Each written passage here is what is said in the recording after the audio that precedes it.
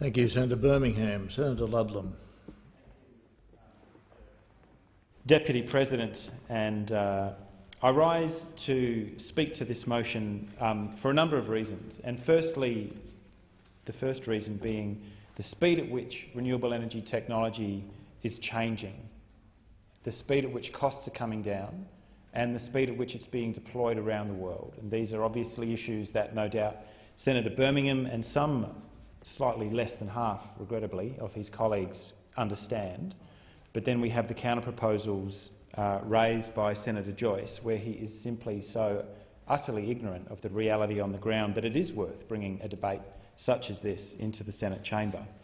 The second reason is that as a result of the passage of the Clean Energy Act, which has unlocked over a period of 5 years $10 billion in investment with which to assist the private sector close the cost-revenue gap that exists at the moment for some of the leading-edge concentrating solar thermal technologies in the world, we have this mechanism now. We have the Clean Energy Finance Corporation. It is getting on its feet and it is preparing to open the bidding for the first tranche of funding in the second half of this year. So we have the technology that is now taking root around the world in leading countries in places like Spain, in the Western United States, in the Middle East and elsewhere, and we have the mechanism to build it. And the third reason is having seen it with my own eyes, is having travelled to Andalusia in Spain in December and visited firstly the Abengoa complex west of the city of Seville, and then Torresol's Gemma solar plant about 100 kilometres to the east.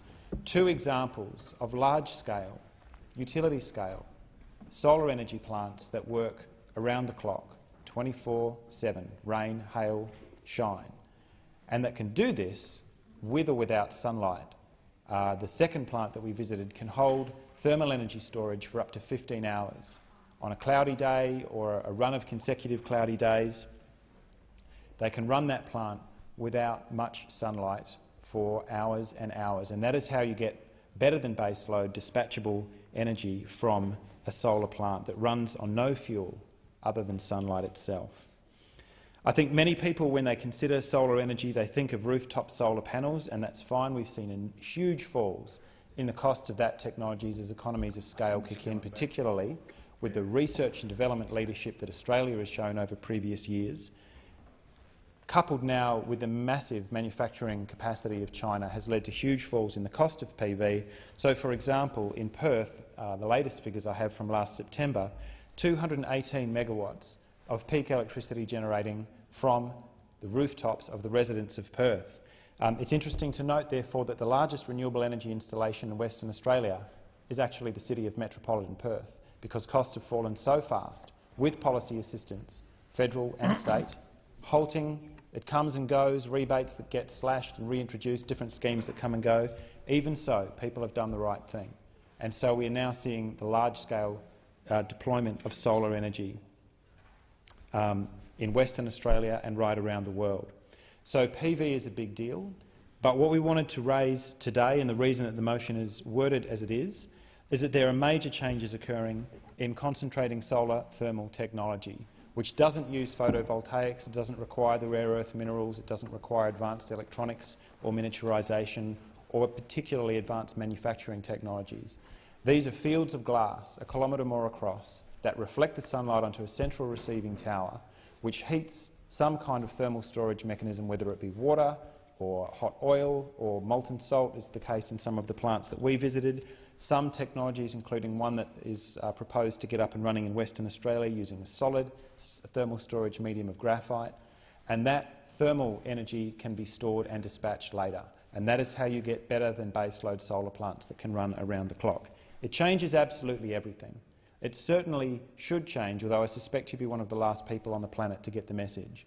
The determined, unhinged, pig ignorance of people like Senator Barnaby Joyce and the display he put on for us just now, that a senior policymaker in 2013 can still hold and express views like that, is dangerous, and is a leadership example set by his leader, Tony Abbott, and premiers like Premier Barnett in Western Australia, is dangerous. Crossing the road with a blindfold on, dangerous. and that we cannot allow people like these to hold leadership positions in Australia while the ship heads toward the rocks.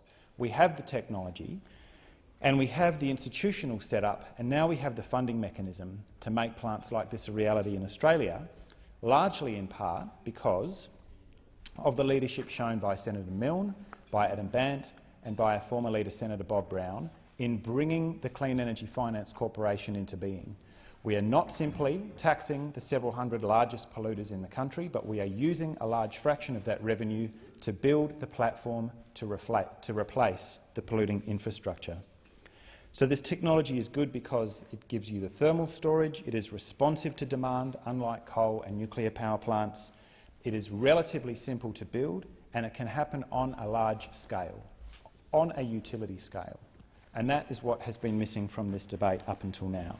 There are a whole range of other technologies taking their place. Wave, geothermal, Senator Madigan had some useful points to make on energy efficiency, and that, of course, is the keystone here, is reducing demand and our profligate use of energy so that these generating technologies can take their place. Where would we build plants like this? And this is something that I plan on spending a lot of time working on this year, because the West Australian goldfields have been shown in study after study to be one of the best places in the world, one of the best solar resources in the world. There is space for plants such as this. There is not merely community acceptance, but community advocacy, and I want to congratulate the leadership that the City of Kalgoorlie-Boulder and its Mayor Ron Jurevich have shown over a period of as long as I've known him, trying to get this infrastructure built in the goldfields and out of Kalgoorlie. We have the manufacturing capability, the fabrication capability out there, and we have the best solar resource in the world out there. So I'm quite determined to see to help support the goldfields in taking that leadership position that industry and business, civil society groups like the Goldfields Renewable Energy Lobby and the local government authority itself are trying to show out there. And some of the most interesting and interested participants and stakeholders in this debate, of course, are the mining industry, who are sick of having to cop rising gas costs on a grid that is now at capacity. And that is where this debate gets very interesting, because the cost of technology such as this is falling rapidly and is predicted to fall even more rapidly if the current rates of deployment are maintained. 40% annual increases in deployment of concentrating solar thermal technology around the world, and the number of large-scale plants under construction in Australia at the moment, zero, nil.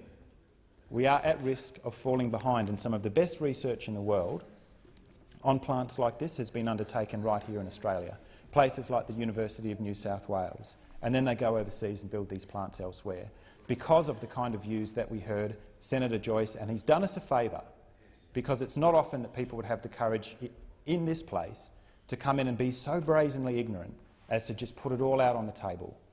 Deliberate, perhaps, misrepresentation of the science. I would almost prefer that it be deliberate than that are the actual views that Senator Joyce holds. But he's not alone, because he is more honest than others, like his leader, Mr Tony Abbott, like Premier Barnett in Western Australia, who pay lip service to climate change issues and to the reality of the disaster that we are ploughing towards if we continue on our present course. They pay lip service to it. They pretend to care. At least Senator Joyce is honest enough to come in here and admit that he couldn't give a damn about climate change, that he just thinks it's rubbish. That is actually less dangerous than the kind of views professed by Mr Abbott, who is holding to a 5% target and has no intention of doing anything of the sort, and is utterly dumbfounded if you put to him the question of what about the other 95%? How on earth these people propose to decarbonise the economy?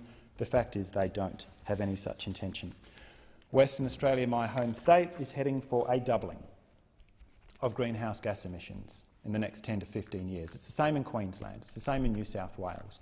Massive increases in coal exports, ramp up industrial capacity, put in as many mines as you can, exporting LNG, exporting coal all over the world, and the party is just about over. We now have the tools that we need to change course, and we need to change course very, very quickly. If you look at the statistics, not what the Greens are saying, but what the global investment community is saying, investment in nuclear technology has gone backwards. The nuclear industry has gone into its terminal decline. You don't have to take that from me. Investment in fossil fuel power stations is flatlining, and will be declining, and investment in renewable energy is surging. It's time Australia took the leadership position that it so clearly can.